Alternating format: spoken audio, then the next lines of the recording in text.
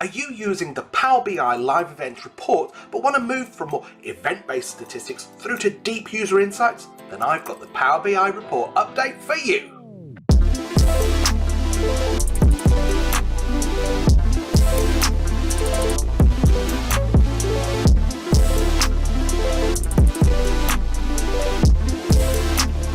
Hello, I'm Stuart Ridhouse and I am really excited to talk to you about this new update to the Power BI Live Events report template that I published out on GitHub. Now, it's only been a few weeks since it's been out, but I've received loads and loads of comments, people reaching out to me on Twitter, on this YouTube channel, or via LinkedIn to say how useful they're finding it. But always people want more, and we really want to push the data to the limits so we can get deeper understanding of our users. So I'm really excited to say that there is the new release of the Power BI Live Events report is out on GitHub now, and it's got some great new visualizations and a lot more data that people find really useful. So let's have a look at it.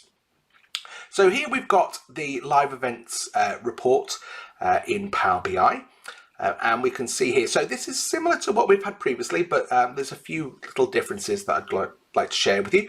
So here, previously, I think we had a breakdown by email domain. So now we can see here that this is breaking down our events, and you can see some new statistics there. We've got average view time, so that is the view time per participant, and total view time here.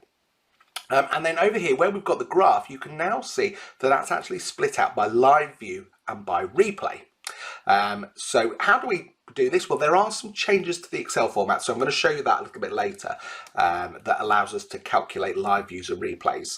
But that's the only change. There's not very many changes here. And then we can also see here that we've got some new slices here.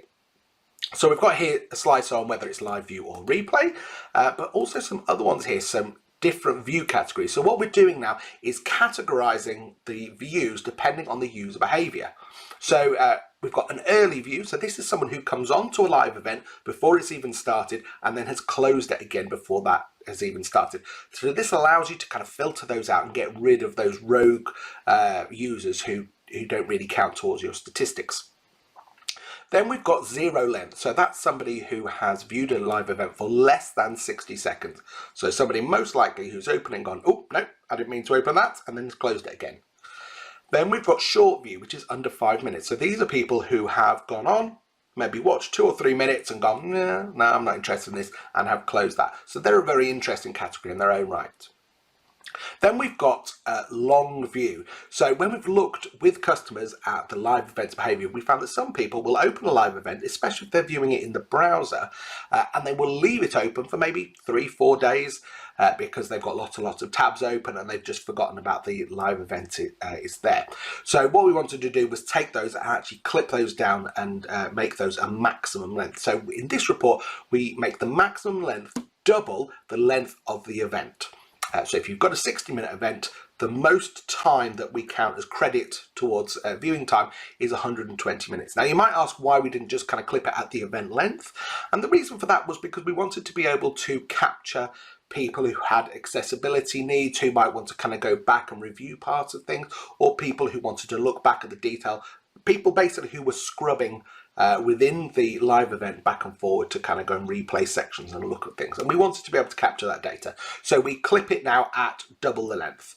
Then we've got here low confidence technical. So that means that somebody may have had network challenges, and when we look at the log files, we can see that people join and reconnect and leave. But sometimes if they've had flaky network connection, they might be joining and leaving a lot. And sometimes we might have more joins than we have leaves if the network connection's dropped entirely. So we've kind of classified these as low confidence. Now, we think that they've probably attended the whole session, but we can't really be sure. So we've kind of given them the credit of the length of the event to say we think it's most likely that they've watched the whole thing, but we have kind of classified those as low confidence technical, so you can filter those out. And then lastly, it's standard, which is everybody else who falls into the bucket. So most people fall into that standard category, people with one join and one leave who've been there for there or thereabouts the length of the session. So you can use those slices across all of these pages as we show.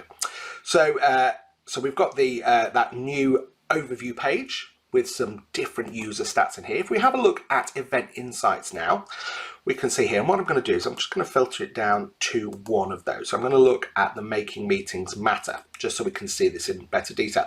So we've still got the total viewings by email domain, which was there before, and the viewings by OS.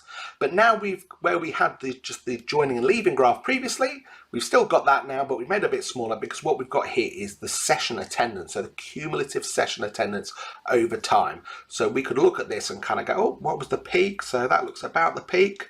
So I reckon that the peak of my event was about 163 people. And that allows us to do that that way. And again, by kind of being able to chop off things like the early views and the long views, if we put all of the early views in, for instance, then that would change the way that our graph is set up, for instance, maybe, and would kind of make it longer. So by using those view categories, you can actually make sure that this graph at the bottom here is really useful and shows what you want to do. So really, this was a very popular feature, was kind of this cumulative attendance graph, and this is based on sessions, so it's how many people have an active session at any one time. So that's the new event screen, new event insights screen. If we move across to the user insights tab now previously on this we just had ones in this grid, so the grid looks the same, but previously we had ones in there just to indicate that somebody has attended that session, but now we've got numbers in which tells us what their view length was for those sessions. So I can see that this person here has been in 4 sessions, and if I click on them, then down in this user card, we've expanded out the user card a little bit. It now says their name, their email address, how many events they've attended, what's their total view time for all events, what's the average view time for events, and which events have they attended. So really useful there to be able to kind of dive into those user insights a little bit more. And then lastly is the Q&A Insights tab. So no change here really, other than the fact that we've made the content graph, we made this a little bit bigger, just to give people a little bit more word cloud to play with. And again, if we just take this off and just filter onto the Making Meetings Matter, then we can see here, we can see the peak questions that are being asked over time, and we can correlate that against what was happening in the event at that time to say, well, what were we talking about here that was giving us all of these questions? And we can still use this word cloud to be able to filter down, click on that and get a view here, a filtered view of the questions that include those keywords.